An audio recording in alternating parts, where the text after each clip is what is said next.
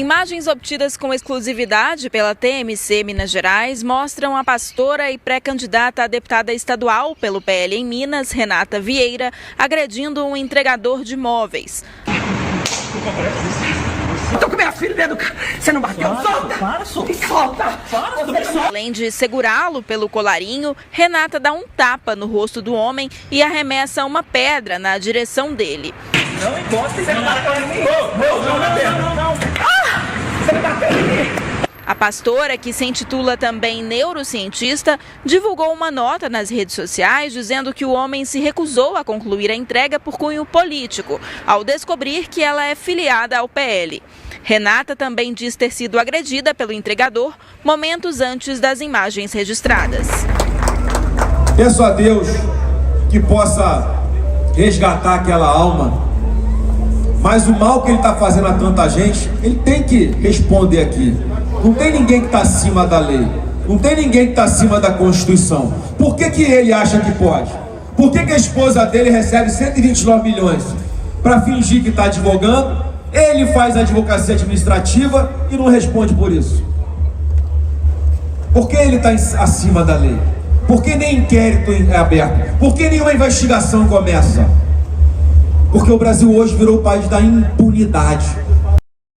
Essas falas num tom mais endurecido de Flávio Bolsonaro em relação a Alexandre de Moraes. Alexandre de Moraes, que é um inimigo daquele eleitor ostensivo de Flávio Bolsonaro. E aí ele reforça, César Feitosa, um discurso muito para esse eleitor. Aquele eleitor, aquela parcela da população que já tem o voto em Flávio Bolsonaro muito cristalizado.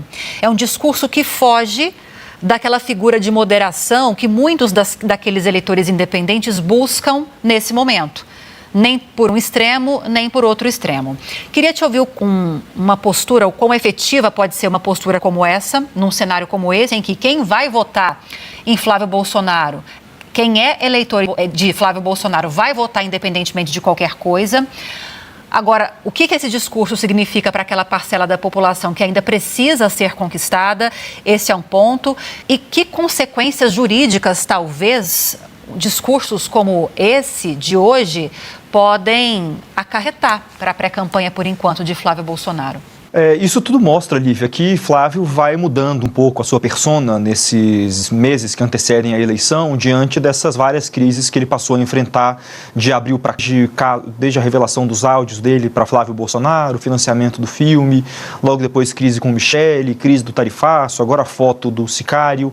Isso tudo vai se acumulando e fazendo com que aquele eleitor independente, que não sabe se vota em Lula ou em Flávio no eventual segundo turno, acabe ou votando em branco ou migrando para Lula e dessa forma esvaziando a candidatura de Flávio Bolsonaro. Por mais que a diferença não seja tão grande, cada pontinho percentual ali é muito importante nesse momento, porque tudo indica que a eleição vai ser muito apertada, igual foram as últimas duas eleições presidenciais brasileiras, especialmente a última, né, entre Jair Bolsonaro e Lula, a eleição mais apertada desde a redemocratização.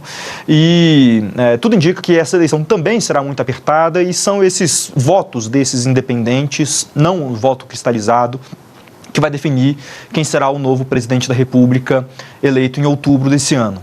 Então, Flávio Bolsonaro, diante dessas várias crises, ele abandona aquele perfil que ele vinha adotando, daquele Bolsonaro que tomou vacina, o Bolsonaro moderado. Ele volta a radicalizar o discurso, como fazia o seu próprio pai, Jair, para testar, para ver como o seu eleitorado e esse público independente analisa essas críticas mais contundentes que ele faz ao Supremo e, especificamente, ao ministro Alexandre de Moraes, como uma resposta a esse momento de esfriamento que a candidatura dele vem sentindo nessas últimas semanas, nesses últimos meses. O resultado não me parece ser, à primeira vista, um resultado que deve ser bom para Flávio Bolsonaro, porque o brasileiro me parece mais cansado dessa radicalização da política.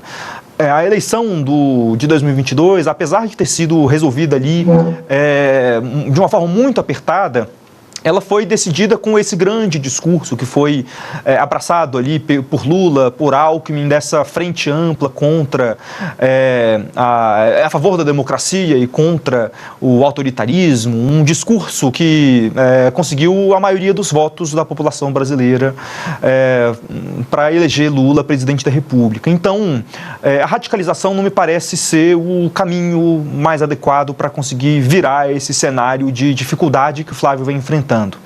Agora, a preocupação com as decisões do Supremo, muitas delas sinceras e corretas de se ter, que a população sente mesmo, elas são abraçadas de alguma forma nessas críticas que Flávio Bolsonaro e vários outros políticos têm feito nesses últimos anos. E, portanto, criticar o Supremo Tribunal Federal e as suas decisões dá votos.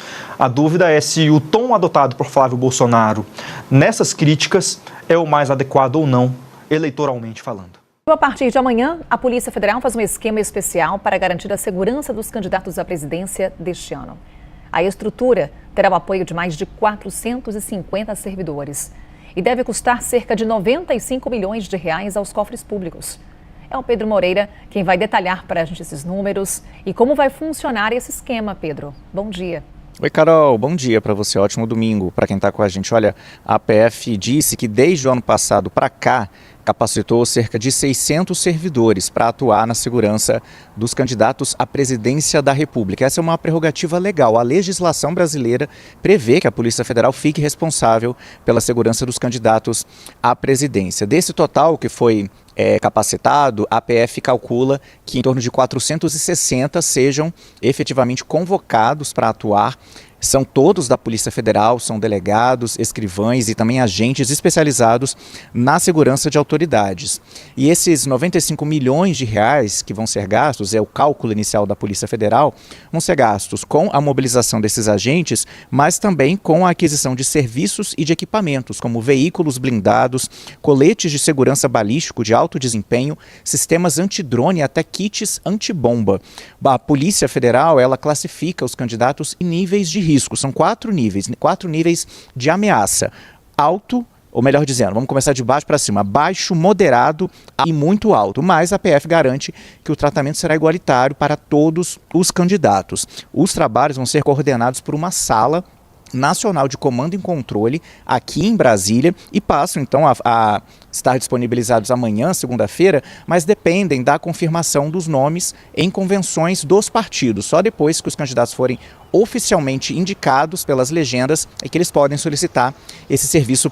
A Polícia Federal também diz que vai trabalhar com integração com as forças de segurança locais também, tudo com vistas a proteger esses candidatos. Bom, quem que pode usar, né, Carol? Então, são esses candidatos que precisam ser homologados pelos partidos. A CNN consultou os partidos para saber se eles vão fazer uso desses serviços. Entre os candidatos que aparecem nas pesquisas de intenção de voto, os que confirmaram para a gente que vão solicitar esse serviço por enquanto são Romeu Zema, do Novo, Ronaldo Caiado, do PSD e Renan Santos, do Missão. O senador Flávio Bolsonaro, pré-candidato à presidência pelo PL, disse à CNN que, por preferência pessoal, vai continuar usando a equipe que já o atende atualmente, que é uma equipe de policiais legislativos, uma equipe do próprio Congresso Nacional. E no caso do presidente Lula, essa segurança vai ser feita em conjunto entre o Gabinete de Segurança Institucional, que é ligado à Presidência da República, e a Polícia Federal. Carol.